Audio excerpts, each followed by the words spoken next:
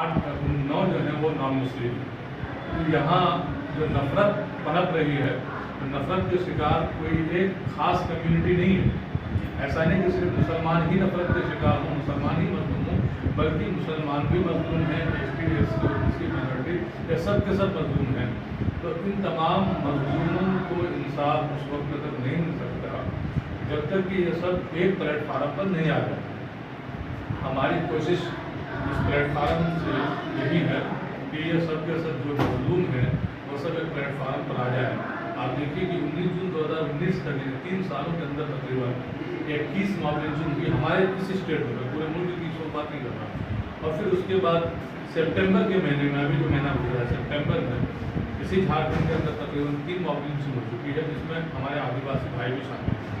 इसलिए हम आपके माध्यम से तमाम झारखंड वासियों को, पूरे देशवासियों को ये पैगाम देना चाहते हैं कि वो सब के सब भाई हमारे इस देश को बचाने के लिए, भारत एक चमन है, गुलिस्तान है, इस गुलिस्तान की खूबसूरती को बचाने के लिए हम सारे फूलों को एक गुलदस्ते में सजाना चाहते हैं।